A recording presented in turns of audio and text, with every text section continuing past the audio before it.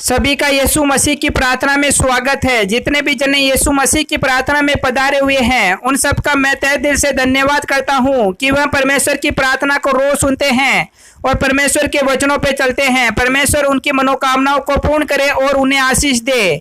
प्रार्थना का विषय है कि जितने भी लोगों की शादी हो चुकी है वह परमेश्वर के वचनों पर किस प्रकार से चले और अपने जीवन को किस प्रकार से बदले। तो प्रार्थना को स्टार्ट करने से पहले जितने भी लोग हमारे यूट्यूब चैनल पर पहली बार है या नए हैं तो इस चैनल को एक बार सब्सक्राइब जरूर कर ले और वीडियो को लाइक जरूर कर दे, जिससे कि समय समय पर आप लोगों को प्रभु यीशु मसीह की प्रार्थना मिलती रहे। हम प्रार्थना को स्टार्ट करते हैं। Hallelujah hallelujah. जय यीशु मसीह है। स्वर्गीय है पिता है परमेश्वर, इस सुंदर से समय के लिए मैं तेरा धन्यवाद करता हूं कि पिता है परमेश्वर कि तुम हमारे बीच के अंदर पधार कर हमारी प्रार्थनाएं, हमारी विनती, हमारी प्रतिज्ञाएं सुन रहे हो पिता परमेश्वर।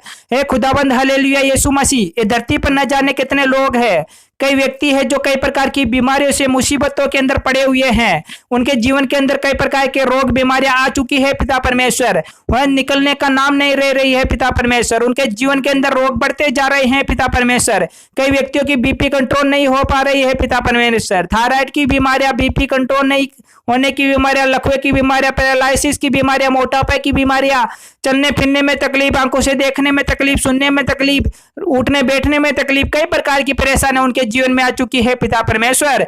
जिन व्यक्तियों की नई नई शादी हुई है पिता परमेश्वर, जिनके चाल चलन बिगड़ चुके हैं पिता परमेश्वर, उनके लिए पिता परमेश्वर तूने वचनों के द्वारा उनको शिक्षा दी है पिता परमेश्वर। उनको कुछ कहना चाहता है पिता परमेश्वर कि तुम्हारे वचनों में लिखा हुआ है पिता परमेश्वर कि हे पत्नियों, तुम भी अपने पति के अधीन रहो, इसलिए कि यदि तुम में से कोई ऐसे हो जो वचन को न मानते हो तो भी तुम्हारे भय सहित पवित्र चाल चलन को देखकर बिना वचन के अपनी अपनी पत्नी के चाल चलन के द्वारा खींचा जाए। हे पिता हे परमेश्वर, तुम हमें इस वचन के द्वारा यह समझाना चाहते हो कि जो भी स्त्रियां के चाल चलन अच्छे हैं, वह पवित्र है, तो वह अपने चाल चलन को इस प्रकार से बनाए रखे कि उनके जो पति है जो चाल चलन अच्छे नहीं है, जो अच्छे कार्य नहीं करते हैं, जो वचनों पर नहीं चलते हैं, आज परमेश्वर की आज्ञाओं को नहीं मानते हैं, लेकिन जिन लोगों की स्त्रियां सुबह उठती है, परमेश्वर की प्रार्थना करती है, परमेश्वर के वचनों पे चलती है और परमेश्वर के वचन मानती है, तो उनके पति जो वचनों पर नहीं चलते थे वह भी उनके चाल चलन को देखकर परमेश्वर की प्रार्थना आज्ञाओं पर चलने लगे और परमेश्वर के वचनों को मानने लग जाएंगे। इसलिए है पिता है परमेश्वर, हमें अच्छा शिक्षा देना चाहते हो आप, लेकिन हम लोग इतने नस्लडे हो चुके हैं, इतने बुरे हो चुके हैं कि हम तुम्हारे प्रार्थनाएं, प्रतिज्ञाएं, वचनों को नहीं मानते हैं पिता परमेश्वर। हे खुदाबंद हालेलुया यीशु मसीह, नेक्स्ट वचन में आप समझाते हो कि तुम्हारा श्रृंगार दिखावटी न हो, अर्थात बाल गूंथने और सोने के गहने या बाती बाती के कपड़े पहनना, वरन तुम्हारा छिपा हुआ और गुप्त मनुष्यत्व, नम्रता और मन की दीनता के अविनाशी सजावट से सुसज्जित रहे, क्योंकि परमेश्वर की दृष्टि में इसका मूल्य बड़ा है। हे परमेश्वर, आप कहते हो कि सजावटी, सोना गहना, बाल गूंथना, दिखावटी करना और श्रृंगार करना यह परमेश्वर के लिए अच्छा नहीं है, क्योंकि परमेश्वर चाहता है कि तुम नम्र रहो, मन से दीन रहो, अविनाशी रहो, गुप्त मनुष्यत्व रहो, अच्छा कार्य करो, सजावट से सुसज्जित रहो परमेश्वर के लिए। इस कारण परमेश्वर कहता है कि तुम अपने चाल चलनों को बदलो, परमेश्वर के लिए अच्छा कार्य करो, जिससे कि परमेश्वर खुश रहे। परमेश्वर नेक्स्ट वचन में कहता है कि पूर्व काल में जो स्त्रियां होती थी जो परमेश्वर पर आशा रखती थी, अपने आप को इस रीति से संवारती थी कि अपने अपने पति के अधीन रहती थी, कि जो प्राचीन काल में जो स्त्रियां होती थी वह अपने आप को इस प्रकार से संवारती थी, वह परमेश्वर के लिए और अपने पति के इस प्रकार अधीन रहती थी कि वह परमेश्वर कि जो आज्ञाएं थी, जो पति की आज्ञाएं थी, उन सबको मानती थी। जो परमेश्वर उन्हें कहता था वह करती थी, वह परमेश्वर की आज्ञाओं पर चलती थी। लेकिन आजकल की स्त्रियां पति की आज्ञाओं पर नहीं चलती है, ना परमेश्वर की आज्ञाओं पर चलती है, अपने चाल चलन बिगाड़ चुकी है, वह परमेश्वर की विनती नहीं सुनती है। और परमेश्वर हमें नेक्स्ट वचन में कहता है कि वैसे ही जो आदमी होते हैं, जो पुरुष होते हैं, उनके लिए परमेश्वर कहता है कि तुम भी बुद्धिमानियों से पत्नियों के साथ जीवन निर्वाह करो और स्त्री को निर्बल पात्र जानकर उसका आदर करो, यह समझकर कि हम दोनों जीवन के वरदान के वारिस है, जिससे तुम्हारी प्रार्थनाएं रुक न जाए। इसलिए परमेश्वर कहता है कि जो भी पुरुष है वह अपनी पत्नी की हिफाजत करे, उसको दीन समझकर कि उसके साथ अपना जीवन व्यतीत करे, उसको किसी प्रकार का नुकसान ना पहुंचाए, उसकी हिफाजत करे, उसको निर्बल समझकर उसकी सहायता और मदद करे, उसका कभी अनादर ना करे, उसको किसी प्रकार का ठेस ना पहुंचाए, उसकी हो सके तो सहायता और मदद करे। इसलिए परमेश्वर समझाना चाहता है। नेक्स्ट वचन में परमेश्वर कहता है, निदान सब के सब एक मन और कृपा में और भाईचारे की प्रति रखने वाला और करुणा में और नम्र बनो। परमेश्वर कहता है कि सभी भाईचारे की भावना रखे, नम्र बनो, करुणा में बनो और एक दूसरे का कृपा में बनो, यानी एक दूसरे की सहायता और मदद करो। परमेश्वर इस वचनों के द्वारा समझाना चाहता है। परमेश्वर कहता है कि बुराई के बदले बुराई मत करो और गाली के बदले गाली मत दो और इसके विपरीत आशीष ही दो, क्योंकि तुम आशीष के वारिस होने के कार्य लिए बुलाए गए हो। इसलिए परमेश्वर कहता है कि जो भी व्यक्ति तुम्हारी बुराई करे उसके बदले बुराई मत करो, जो तुम्हें गाली दे उसे गाली ना दो, उसके विपरीत उसे आशीष दो, क्योंकि तुम आशीष के लिए ही बुलाए गए हो और आशीष के लिए ही आए हो इस धरती पर और अच्छा अच्छा कार्य करने के लिए आए हो। परमेश्वर इस वचनों के द्वारा हमें समझाना चाहता है।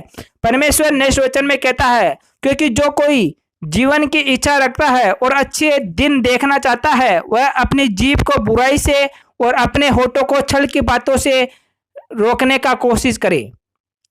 परमेश्वर कहता है, जो जीवन की इच्छा रखता है, जो जीवन जीना चाहता है और अपने जीवन के अंदर अच्छा कार्य करना चाहता है, वह जीभ को बुराई करने से रोके और अपने होठों को छल की बातों से रोके। नेक्स्ट वचन में परमेश्वर कहता है, क्योंकि प्रभु की आंखें धर्मियों पर लगी रहती है और उसके कान उनकी विनती की ओर लगे रहते हैं, परंतु प्रभु बुराई करने वालों के विमुख रहता है। इस कारण परमेश्वर कहता है कि जो धर्मी होते हैं उन पर मेरी आंखें सदा बनी रहती है और जो अधर्मी होते हैं, जो बुराई करते हैं, उनसे मैं हमेशा दूर रहता हूं, उनके मुख के सामने भी नहीं आता हूं। परमेश्वर ऐसा हमें कहता है। नेक्स्ट वचन में परमेश्वर कहता है, और यदि तुम भलाई करने में उत्तेजित रहो तो तुम्हारी बुराई करने वाला फिर कौन है? अगर तुम भलाई के कार्य ही करते जाओगे, जीवन के अंदर कभी बुराई नहीं करोगे, किसी को नुकसान नहीं पहुंचाओगे, तो इस दुनिया के अंदर कोई भी व्यक्ति ऐसा नहीं कि तुम्हारी बुराई कर सके, क्योंकि हमेशा आप समय समय पर हमेशा भलाई का कार्य किए हो, तो आपका बुराई कौन कर सकता है? अगर कोई व्यक्ति आपको बुरा कहे तो कोई विश्वास नहीं करेगा, क्योंकि हर समय आप भलाई का कार्य करते हैं और हर व्यक्ति आपको जानता है, तो इस कारण आपको बुरा नहीं कह सकता। नेक्स्ट वचन में परमेश्वर कहता है, और यदि तुम धर्म के कारण दुख भी उठाओ तो धन्य हो, पर उनके डराने से मत डरो और न घबराओ। परमेश्वर कहता है, अगर तुम धर्म का कार्य करते हुए भी अगर दुख और तकलीफ उठाते हो तो तुम्हें अच्छा है, क्योंकि तुम उन से मत डरो, न उनसे घबराओ कि दुख और तकलीफें आ रही है, मुझे कई व्यक्ति परेशान कर रहे हैं, उससे मत घबराओ, क्योंकि यहोवा आपके साथ है। परमेश्वर नेक्स्ट वचन में कहना चाहता है कि विवेक की शुद्धता रखो, इसलिए कि जिन बातों के विषय में तुम्हारी बदनामी होती है उनके विषय में वे तुम्हारे मसीह अच्छे चाल चलन का अपमान करते हैं लज्जित होंगे। अगर जो भी व्यक्ति, अगर तुम्हारा विवेक शुद्ध है, तुम्हारी सोच अच्छी है, तुम्हारे विचार अच्छे हैं, अगर फिर भी कोई व्यक्ति तुम्हें बदनाम करना चाहता है तो वह खुद लज्जित होंगे, अपमानित होंगे, पर तुम्हारा कुछ भी नहीं बिगाड़ पाएंगे और ना तुझे नुकसान पहुंचाएंगे। परमेश्वर नेक्स्ट वचन में कहता है, पर मसीह को प्रभु जानकर अपने मन में पवित्र समझो। जो कोई तुमसे तुम्हारी आशा के विषय में कुछ पूछे तो उसे उत्तर देने के लिए सर्वदा तैयार रहो, पर नम्रता और भय के साथ। प्रभु यीशु मसीह कहता है कि आप लोग हमेशा प्रभु को पवित्र मानते हुए जब भी लोग कोई आपको प्रभु के बारे में पूछे तो तुम आप बिना झिझके हुए परमेश्वर का जवाब दो, उन प्रश्नों का सर्वदा उत्तर दो तुम किसी भी प्रकार से घबराओ मत, हमेशा नम्रता से जवाब दो। परमेश्वर नेक्स्ट वचन में कहता है, क्योंकि यदि परमेश्वर की है ही इच्छा हो कि तुम भलाई के कारण दुख उठाओ, तो बुराई करने के कारण दुख उठाने से उत्तम है। अगर परमेश्वर चाहे कि आप भला करते हो फिर भी दुख पाते हो, तो परमेश्वर की है ही इच्छा है तो आप दुख उठाते हुए भी भलाई का कार्य करो, लेकिन बुराई का कार्य करते हुए आप ऐसा दुख ना उठाओ, क्योंकि आप बुराई करते हुए पे अगर दुख उठाते हो तो वह अच्छा नहीं, लेकिन भलाई करते हुए अगर दुख उठाते हो तो वह बहुत उत्तम है। इस कारण परमेश्वर कहना चाहता है, परमेश्वर नेक्स्ट वचन में कहता है, इसलिए कि मसीह ने भी अर्थात अधर्मियों के लिए धर्मी ने पापों के कारण एक बार दुख उठाया था। इस कारण आप सभी को पता होगा, जब यीशु मसीह क्रूस पे चढ़ा था और अपना लहू बहाया था, क्यों बहाया था? क्योंकि जो अधर्मी थे उनके लिए धर्म का कार्य करने के लिए। इस कारण परमेश्वर ने खुद दुख उठाया था ताकि हमें परमेश्वर के पास पहुंच सके, क्योंकि हम अच्छा कार्य करेंगे तो हम परमेश्वर के पास पहुंचेंगे, अगर हम अच्छा कार्य नहीं करेंगे तो हम परमेश्वर के पास नहीं पहुंचेंगे। इस कारण परमेश्वर कहता है, वह शरीर के भाव से तो घात किया गया पर आत्मा के भाव से जलाया गया है।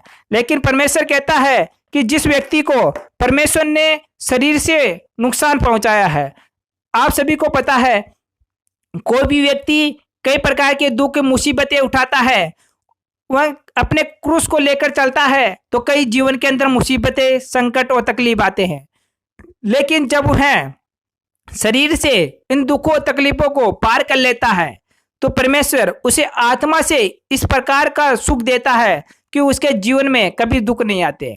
इसलिए परमेश्वर हमें समझाना चाहता है कि जिन व्यक्तियों की नई नई शादी हुई है वह अपने जीवन को इस प्रकार से बदले और अपने जीवन को अच्छा कार्य में लगाए, अपने चाल चलनों को बदलते हुए अपने जीवन के अंदर परिवर्तन करे। परमेश्वर हमें इन वचनों के द्वारा वह समझाना चाहता है। परमेश्वर कहता है कि जो भी लोग बीमार है, जो भी तकलीफ है, जो भी दुख उठाते हैं, वह सब परमेश्वर पर सौंप दो, जिससे कि परमेश्वर आपके जीवन के अंदर जो भी कठिनाई है, परेशानियां है, दुख है, तकलीफ है, सभी दूर कर देगा। परमेश्वर कहता है कि जो भी स्त्रियां अपने पति के बताए हुए रास्तों पे चलती है, परमेश्वर के जो रास्ते हैं वह अपने जीवन के अंदर लाते हुए और अपने पतियों को भी शिक्षा देती हुई आगे बढ़ती है, तो उसके घर के अंदर हंसी खुशी से जीवन व्यतीत होता है। इसलिए हमें अपने जीवन को बदलना होगा। परमेश्वर से हमें प्रार्थना करनी होगी कि परमेश्वर हमें वो कैपेसिटी पावर दे, हमें वो शक्ति दे पिता परमेश्वर कि हम तुम्हारे वचनों पे चल सके पिता परमेश्वर, हम तुम्हारी प्रार्थना कर सके पिता परमेश्वर। हमारे जीवन के अंदर जो भी कठिनाई है, बधाई है, तकलीफ है, युवा के नाम से इस समय से दूर हो जाए पिता परमेश्वर। हे पिता परमेश्वर, जो भी दुष्ट और पापी लोग हमें परेशान कर रहे हैं पिता परमेश्वर, सब लोगों को तुम्हारे हाथ में सौंपते हैं पिता परमेश्वर। हमारे जीवन में जो भी कष्ट और बधाई है, सब कुछ तुम्हारे हाथ में सौंपते हैं पिता परमेश्वर। हमारी सहायता और मदद कर पिता परमेश्वर। हमारे आने जाने के अंदर, उठने बैठने के अंदर, चलने फिरने के अंदर भी सहायता मदद कर पिता परमेश्वर। हे पिता परमेश्वर, तेरा लहू का छाप हमारे जीवन में आने दे पिता परमेश्वर। हमारी आत्मा को पवित्र कर दे पिता परमेश्वर। तुम्हारा निवास हमारे शरीर में हो पिता परमेश्वर। हमारी आत्मा पवित्र हो जाए पिता परमेश्वर। हमारे जीवन के अंदर जो भी बेविचार की भावनाएं उठती है, युवा के नाम से इसी समय से हमारे शरीर से निकल जाए पिता परमेश्वर। हे खुदाबंद हालेलुया यीशु मसीह, हमारे शरीर और आत्मा को आपके हाथों में सौंपते हैं पिता परमेश्वर। हमारे जीवन को इस प्रकार से बदल दे युवा कि तेरे चमक, तेरी रौनक हमारे चेहरे पे आने दे पिता परमेश्वर। तुम्हारी आशीष हमारे पे आने दे पिता परमेश्वर।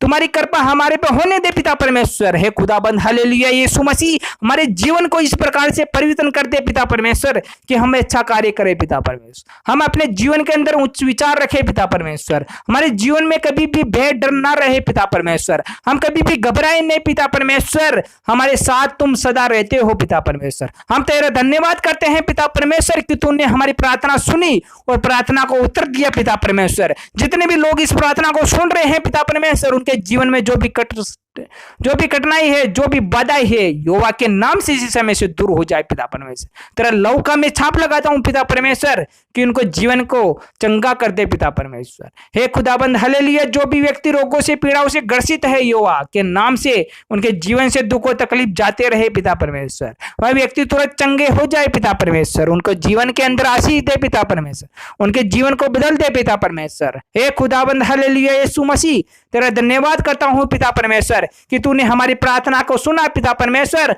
और हमारी प्रार्थना का जवाब दिया पिता परमेश्वर। हालेलुया हालेलुया हालेलुया, जय यीशु मसीह है स्वर्गीय है पिता है परमेश्वर। हालेलुया हालेलुया, तेरा लहू का छाप लगाता हूं पिता परमेश्वर। सभी व्यक्ति चंगे हो चुके हैं पिता परमेश्वर, सभी को तूने आशीष किया पिता परमेश्वर। धन्यवाद हो हालेलुया तेरा हे खुदावंद। हालेलुया यीशु मसीह कि तूने हमारी प्रार्थना सुनी और उत्तर दिया पिता परमेश्वर। हालेलुया हालेलुया हालेलुया, जय यीशु मसीह। आमीन आमीन आमीन आमीन।